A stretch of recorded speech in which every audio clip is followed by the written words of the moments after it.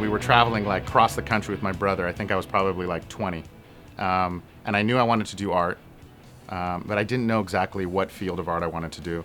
But I knew I loved video games. And back in this day, you know, it was kind of, it was not quite Mario Brothers, but it was still getting there. So there was really no job or need for the concept artist in the way we know it now. So, you know, as games got more complicated, as the budgets got bigger, it became necessary to have a job where that person's only job was to do concepts, not actually production work at all. So as that kind of started, I realized, I had this epiphany, I'm like, art for games. The next step was trying to get into art school. And I remember I had applied to a lot of schools. I ended up not getting accepted to only one, which was Art Center, College of Design in Pasadena. And I remember that was a tough blow. I was like, how dare you not accept me to art school? Because, you know, where I'd come from, I in my high school, I was considered very good, you know? So I was like, I'm the best guy in my high school. Certainly I can get into any art school. And so when they rejected me, and I tried really hard on my portfolio, it made me think, I have to go here.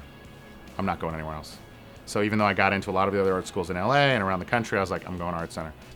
And a year later, my portfolio was good enough to get me in, and I started Art Center. Art Center was hard for me because I wasn't emotionally and mentally ready to be like an adult or for college. And I was still not, I didn't have the work ethic, and I wasn't really focused enough. I finished Art Center, and I wasn't focused enough to have a good portfolio. I mean, I was still pretty crappy. And, you know, and I've talked about this before, I had a bad attitude too. I was really not willing to learn from others, not really looking at other people's work, not collaborating, and not making art friends. So I graduated and moved back to my hometown in Northern California and worked at an Italian restaurant for a year. That was probably like the saddest time. I mean, to go through all that work and money, because Art Center is expensive, go through all that work and money and then end up working as a waiter in a restaurant, you know, in the town you grew up in.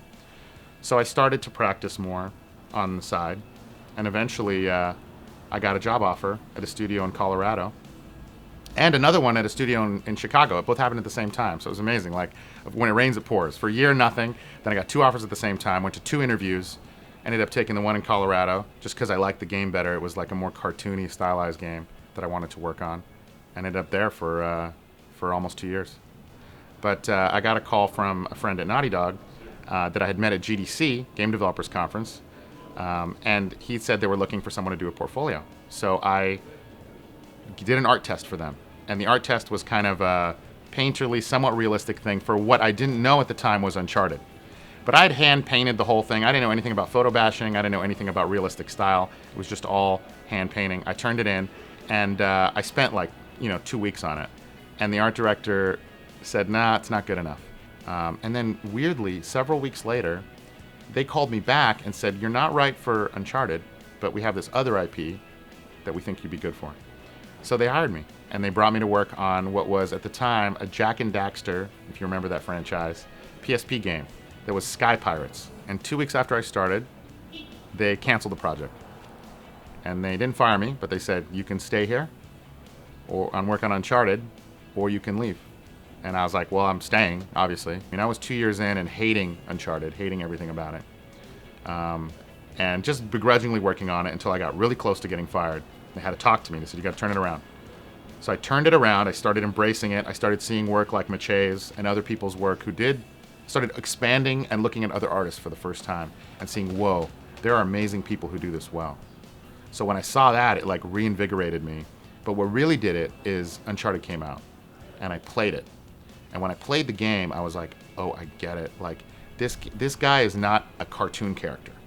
He's not like this personality where like he's gonna have a jetpack and stuff all over him. He's just a dude, and his job is to be a human being. And that had never really been done that well in a game before, so there wasn't even good reference for it. But of course, as we know now, that seems obvious. As Naughty Dog, that's their thing.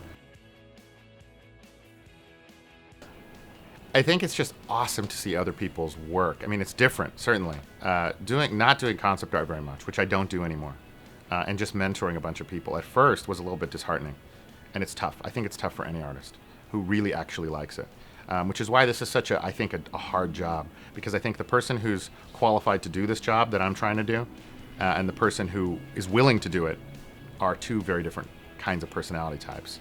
Running a company, art directing, it's fun. It's got its own rewards. It's a different thing. But I think the challenges of actually doing art are more complex, more interesting. And for someone who's an artist, that's who they are.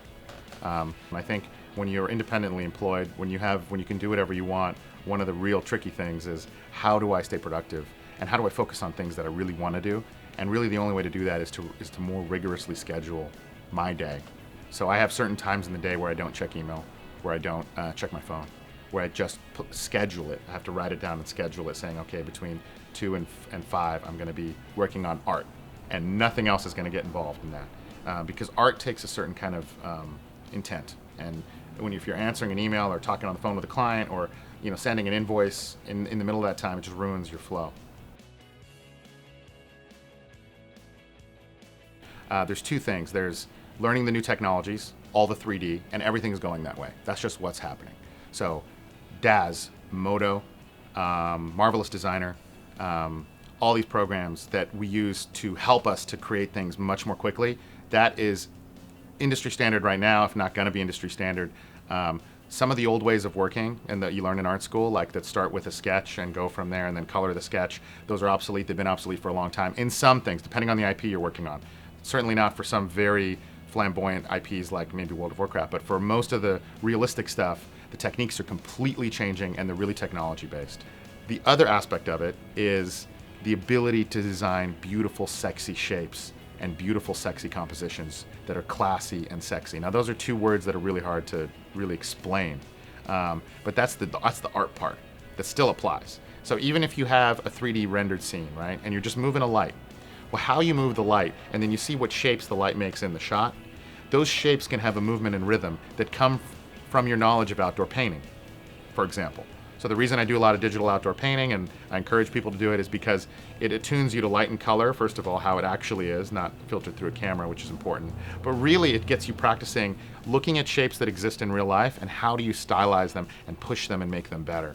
And that stylizing of shapes, that making things sexier through composition, and the storytelling aspects, those are the art things that are always going to apply, but then the techniques are going to be constantly added to and changing. And the person that can adapt to that, that's the person who can most easily become like a concept artist in the AAA concept art world. It's really just about the work. So I think one thing to get out of one's head, if one was thinking about doing this, is worry about getting better. Don't worry about getting discovered. The discovery is not a problem. We have access to all the world's information at an instant. And if you sent me a portfolio that was like amazing, you're going to work. And if not with me, with someone else. What you need to worry about is how to make your work look good and how to emulate artists that you like. And that's, I think, the one thing that is the most contentious that, me and Eitan and I talk about, is that I think the fast route up that mountain is to copy someone's style exactly that you like. And everything about it. Understand why it works and try to do it exactly as close as you can. Maybe change the subject matter, make it your own by having the idea be your own. But if you see a concept art who you know is amazing, and then you look at it and then you go back to just working, you'll get there maybe eventually. But all the power players that I know, especially all the last several guys to get hired at Naughty Dog, watching them, Eitan will help them and tell them play by play, do this, they'll send them the comp, do this, he'll send them the comp, do this. They do that enough times for 4 paintings, all of a sudden in 3 months they went from no way to, all right, we're considering hiring you. I would say don't have an ego and just learn from others. Be open to learning from others and compliment others. It's really hard to look at someone else's art and not hate them for being better than you. Everyone feels that for a second. They're like, damn it, I hate that. Like you see it and it just bums you out. And have that feeling, that's normal. Take a breath, get over it, and then say, hey, that's amazing work. Because everybody likes compliments, and I think the more you help others, the more you encourage others, the more you post other people's work that you like, you'd be amazed how, and it's not some law of the cosmos, it's a hard reality. The more you post other people's stuff and enjoy other people's stuff, the more you'll get from them.